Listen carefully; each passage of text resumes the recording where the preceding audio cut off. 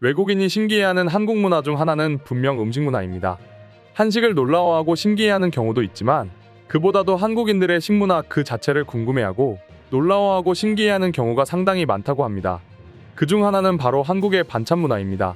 며칠 전 영상을 업로드하기도 했는데 한국인들은 한 끼 식사를 할 때면 냉장고에 있는 온갖 밑반찬을 꺼내놓고 먹습니다. 다 먹지도 못하는데 말이죠.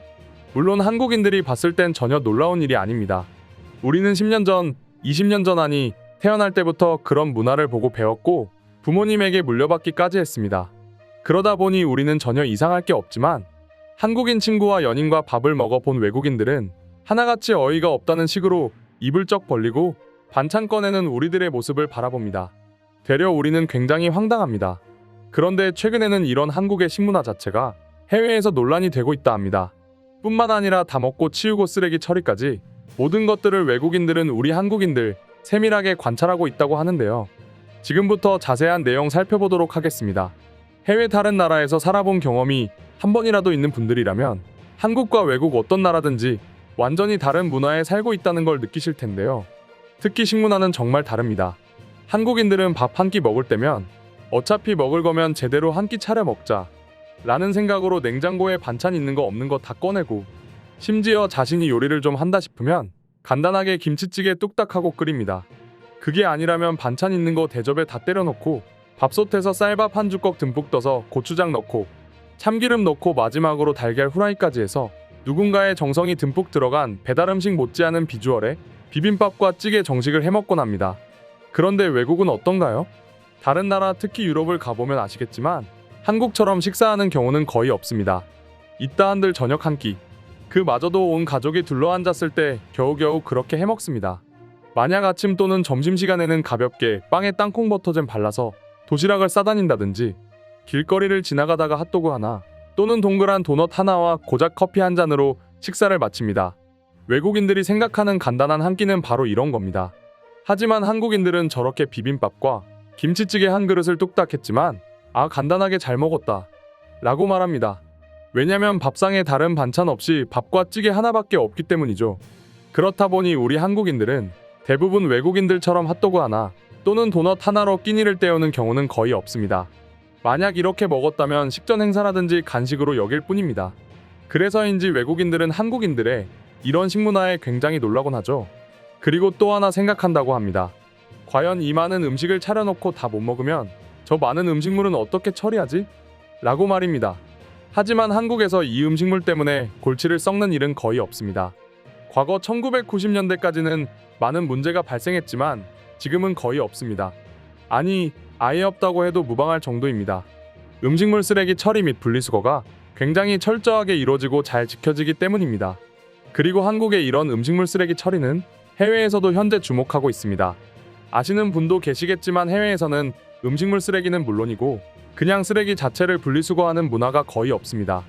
검은 봉지 하나에 과자 봉지와 음료수병 그리고 먹다 남은 사과 껍질까지 한데 버리곤 합니다. 하지만 최근 기후변화로 인해 해외에서도 분리수거는 선택이 아닌 필수가 되었고 분리수거의 가장 좋은 교과서가 우리 한국이라고 말하고 있습니다. 벤 잭슨이라고 하는 한 외국인 저널리스트는 자신의 블로그에 한국의 음식 문화 및 음식물 쓰레기에 대해 글 하나를 게재했습니다. 그리고 한국에서는 김치, 야채, 과일, 생선, 해산물, 고기, 피클, 팬케이크 등 한국인들은 외식을 할 때 식사와 함께 제공되는 다양한 반찬을 즐기는 것이 즐겁다고 이야기했는데요. 하지만 뒤이어 모든 반찬을 다 먹을 수 없고 다 먹지 못한 채 식사가 끝난다고 말했습니다. 사실 그도 그럴 것이 반찬이 아무리 맛있다 한들 내가 주문한 메인 요리만큼 맛있을 순 없기 때문에 대부분의 사람들은 메인 요리에 먼저 손이 가기 마련이고 메인 요리가 나온 다음 반찬은 뒷전이 되기 때문에 대부분의 반찬 그릇에는 조금씩이라도 반찬이 남아 있습니다. 그렇다 보니 당연히 남은 음식은 재활용이 되지 못하고 쓰레기가 되어버립니다. 물론 쓰레기 문제는 끝도 없지만 그래도 한국은 환경을 생각해 여러 가지 방법으로 해결책을 제시하고 있습니다. 남은 음식물 처리 과정을 보게 되면 음식물 쓰레기는 수분이 나오지 않게끔 프레스로 압착하여 수분을 완전히 제거합니다. 그렇게 완전히 말라버린 음식물은 건조기로 옮겨져 120도에서 3-4시간 정도 건조되고 이후에 건조된 쓰레기는 가루로 만들어 동물 사료로 만들곤 합니다.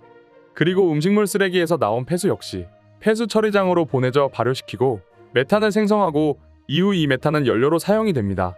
이렇게 약 95%의 음식물 쓰레기는 다시 재생되고 있습니다. 물론 나머지 5%가 아직까지 문제로 남아있지만요. 이제는 나머지 5%를 위해서 우리는 많은 연구를 거듭하고 있습니다. 문제가 100% 완벽히 해결될 때까지요. 그리고 일반 국민들 역시 분리수거를 매우 철저하게 하고 있습니다. 또 여러 가지 시스템을 도입하기도 했죠. 기본적으로 음식물 쓰레기를 버릴 때 재생봉투를 사용해야만 합니다. 당연히 비용이 청구되고 또 이를 어길 시에는 벌금까지 행해지고 있습니다. 그렇다 보니 단순히 그냥 검은 봉지에 음식물 쓰레기를 넣고 그대로 버리던 외국인들은 이런 한국의 시스템을 보고 충격받고 있습니다. 특히 한 외국인은 한국은 정말로 30년은 앞서 있는 것 같아. 그러니까 한국은 우리에게 교과서나 다름없다. 그냥 한국을 보고 따라하면 되지 않을까?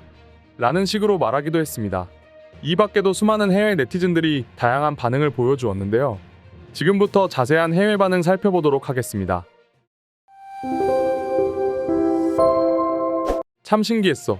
한국을 여행하던 도중에 정말로 왜 한국에서는 음식물 쓰레기 냄새가 나질 않는 거지?